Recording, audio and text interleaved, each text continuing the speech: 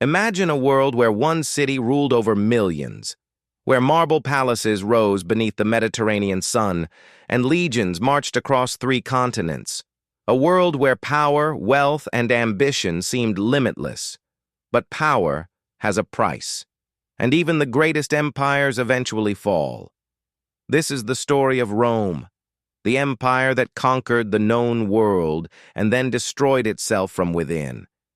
Was it greed, corruption, invasion, or something deeper, something written into human nature itself?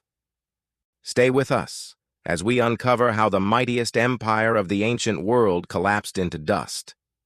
The Roman Empire wasn't built in a day.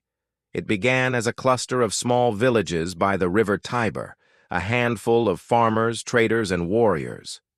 But across centuries, Rome grew into a machine of conquest and culture, creating roads, laws, architecture, and languages that still shape our world today. Legend tells of Romulus and Remus, brothers raised by a wolf who founded the city through struggle and strength.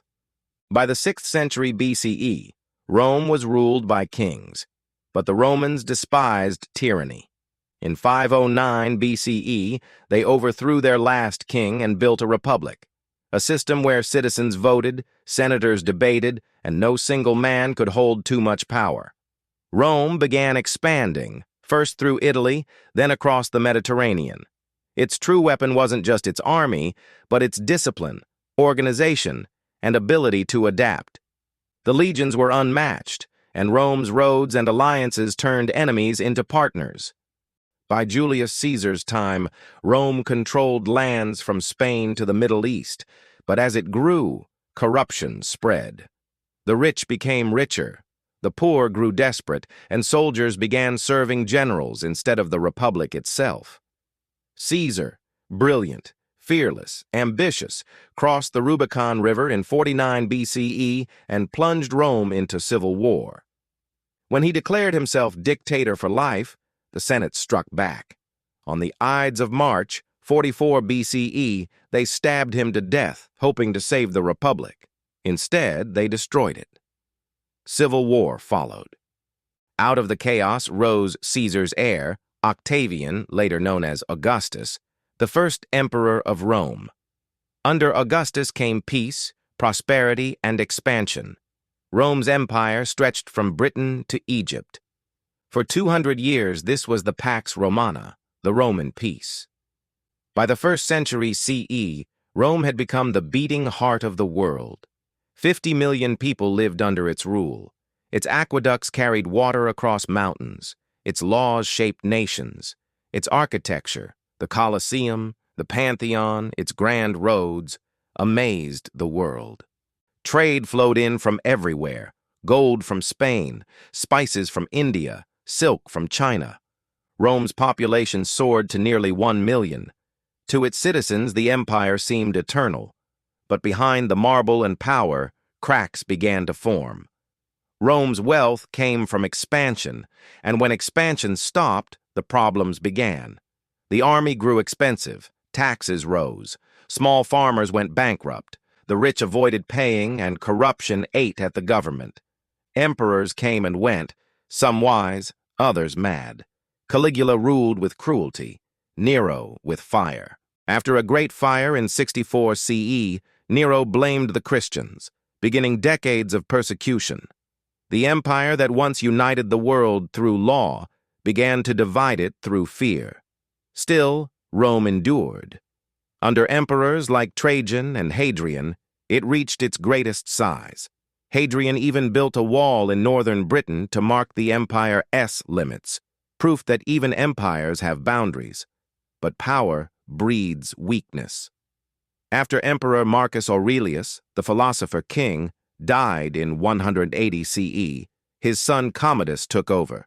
Commodus saw himself as a god, fighting as a gladiator in the Colosseum. His arrogance led to assassination, and chaos followed. For nearly 50 years, Rome was torn apart by civil wars.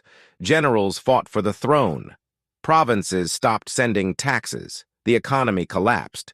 When stability finally returned under Emperor Diocletian, the empire was tired, financially and spiritually. To save it, Diocletian divided it in two. The Western Empire, ruled from Rome, and the Eastern Empire, ruled from Byzantium, soon called Constantinople. The split worked for a time, but it also divided Rome's strength forever. As centuries passed, the empire became bloated and fragile. Diocletian's strict reforms kept order but suffocated freedom. The state controlled prices and jobs. Inflation rose. Coins lost value. Farmers fled their land to escape taxes.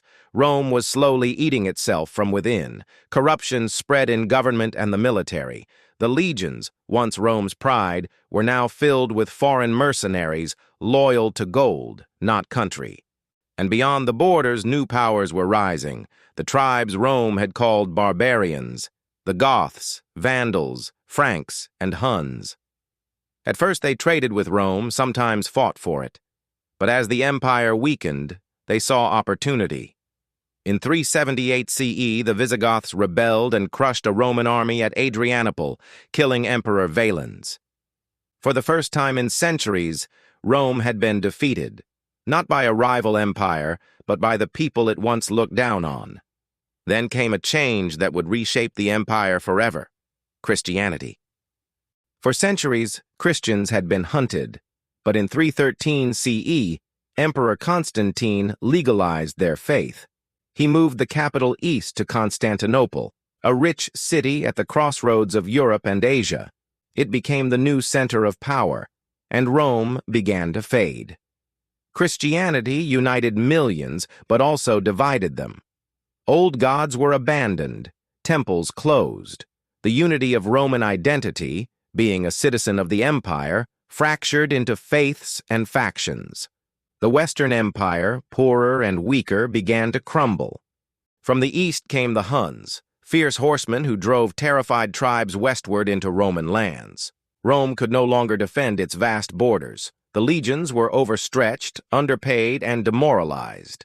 In 410 CE, disaster struck. The Visigoths, led by King Alaric, marched on Rome and sacked the city. For 3 days, the capital of the ancient world burned. The unthinkable had happened. Rome had fallen to those it once ruled. Though the city survived, its spirit was broken. The empire's enemies were no longer at the gates. They were inside. Rome limped on, but the end was near. In 455 CE, the Vandals attacked and looted the city again. They stripped it of gold, silver, and art. The word vandalism was born from their name. Emperors rose and fell faster than ever. Civil wars raged, while the Eastern Empire, rich and stable, refused to save its crumbling twin. Finally, in 476 CE, a Germanic general named Odoacer marched into Italy. The Western emperor was a 16-year-old boy named Romulus Augustulus. His very name, Romulus like Rome's founder and Augustus like its first emperor, seemed poetic. But the end had come. Odoacer deposed him without a fight and declared himself king of Italy. The Western Roman Empire was gone. And yet, Rome didn't truly die. It changed. In the East, the empire lived on as Byzantium for another 1,000 years. Its scholars preserved Roman law, Greek knowledge, and Christian faith. Its art and architecture would later inspire the Renaissance. But in the West, Europe entered a new era, an age of chaos, kingdoms, and faith, the Middle Ages. The fall of Rome wasn't a single event.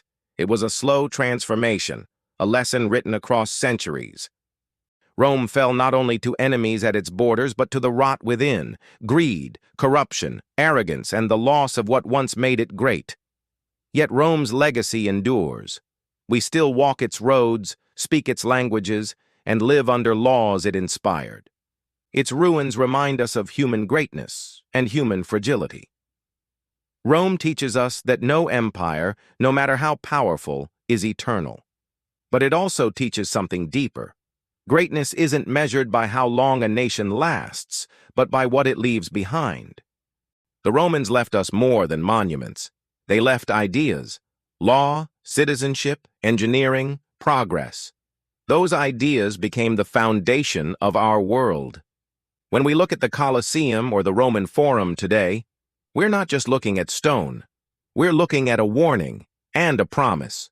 A warning that power fades, and a promise that knowledge, art, and culture can outlive any empire. Rome fell, but its story became the foundation of our own. So the next time you hear the phrase, "all empires fall," remember, it's not just about power. It's about people. It's about choices. It's about what we build and what we destroy. The Roman Empire once ruled the world, and it still rules our imagination. The question is, what will history say about us? Thanks for watching. If you want to explore more stories that shaped our world, make sure to subscribe and hit that notification bell. See you in the next one.